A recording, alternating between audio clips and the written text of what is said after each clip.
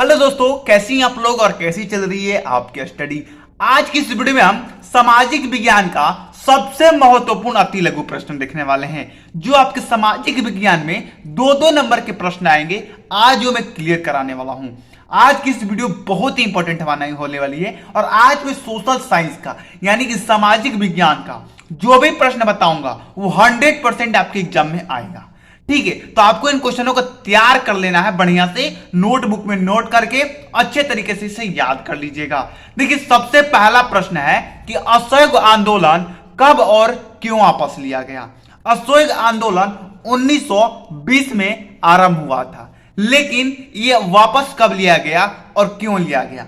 देखिए, असहयोग आंदोलन 1922 में वापस लिया गया, चौरा चोरी कांड के कारण हुआ था ये। ठीक है, असहयोग आंदोलन 1922 में वापस लिया गया, किसके कारण? चोरा चोरी कांड के कारण।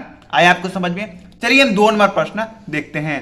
2 नंबर प्रश्न है कि गांधी जी द्वारा चलाए गए किन 2 आंदोलन के नाम लिखिए।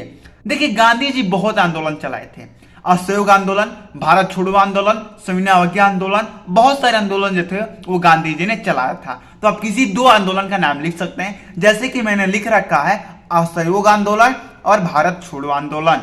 ठीक है, चलिए हम तीसरे नंबर प्रश्न देखते हैं। तीसरा प्रश्न है कि बिस्मार्क कौन था, उसकी सबसे बड़ी उपलब्धि क्या थी।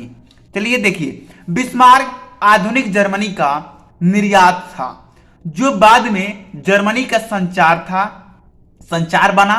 जर्मनी का एकीकरण करना उसकी सबसे बड़ी उपलब्धि थी।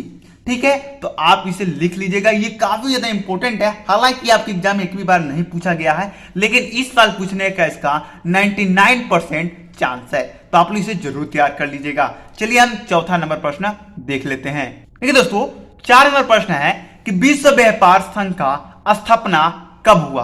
देखिए, ये क्वेश्चन बार बार आपके एग्जाम में आता है। ये जो 4 नंबर प्रश्न है काफी इंपॉर्टेंट है। तो विश्व व्यापार संघ की स्थापना 1995 में हुआ था। ये आपसे ऑब्जेक्टिव में पूछा जा सकता है कि विश्व व्यापार संघ की स्थापना कब हुआ था।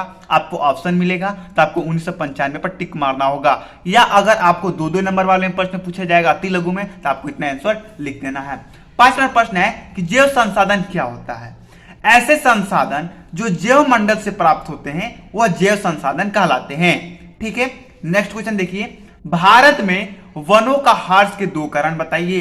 तो पहला होगा वनों का कृषि भूमि परिवर्तन, दूसरा होगा झूम कृषि से वनों का ह्रास। ये भी प्रश्न बहुत ही इंपॉर्टेंट है, और ये जितना भी मैं प्रश्न बता रहा हूं वो आपके एग्जाम में 2-2 मार्क्स के आएंगे एक प्रश्न, तो आपको इनको जरूर कंप्लीट करना है। और 2-2 मार्क्स के आएंगे, 3 प्रश्न आएंगे और तीनों ही आपके टोटल 6 अंक होंगे। तो आपको इतना करने से 6 अंक पक्का हो जा रहा है, तो आपको ये क्यों छोड़ना है भाई, इससे आप लोग जरूर कंप्लीट कीजिएगा।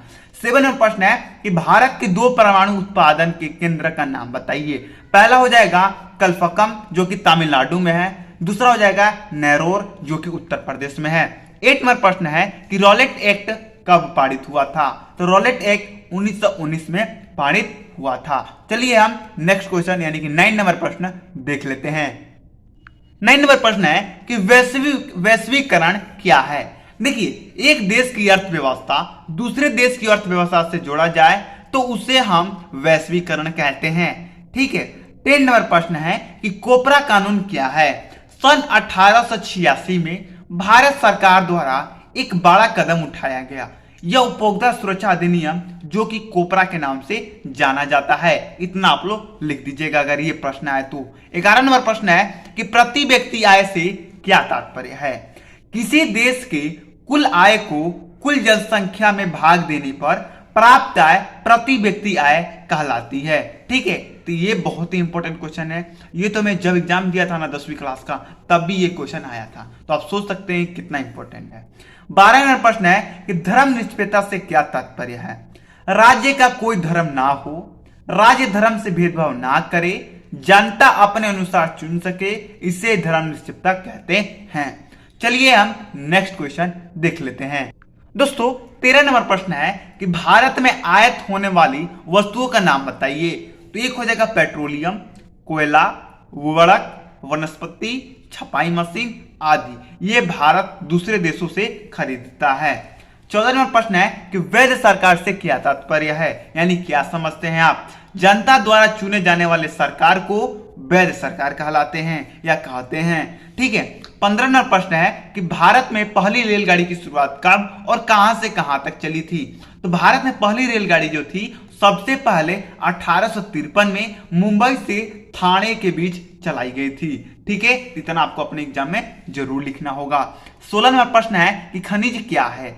जिन संसाधन को भूमि के खनन विधि द्वारा प्राप्त करते हैं उसे हम खनिज कहते हैं। अगर आप कोई भी पदार्थ को अगर आप भूमि को खोद के निकाल रहे हो, जैसे कि कोयला, लोहा, चांदी, सोना, ये सब अगर आप पृथ्वी से खोद के निकाल रहे हो तो उसे हम खनिज कहते हैं। ठीक है, देखिए आज की इस वीडियो में आपको 16 ही बता रहा हूं, अगले वीडियो में हम इससे और आगे प्रश्न देखेंगे, अगली वीडियो में और 15-16 देखेंगे। बस मैं आपको यहाँ 50 2-2 नंबर वाले प्रश्न बताऊंगा अति लघु। अगर आप इन 50 कंप्लीट कर लेते हो तो यहाँ पर आपका 6, 12 और 18 नंबर पक्का हो जाएगा। सोचिए 50 प्रश्न करने से, वो भी इतना छोटा छोटा, जिससे आपका 18 अंक पक्का हो रहा है, तो आप इसे क्यों ना कीजिएगा भाई। तो इसके लिए आपको मैं 2 और वीडियो लाऊंगा, अगर आप दोनों और वीडियो देख लोगे तो आपका 18 नंबर बिल्कुल ही पक्का हो जाएगा। तब तक आप इन 16 क्वेश्चनों को याद कर लीजिए, हमें जाने के दे दीजिए। जय हिंद, जय भारत।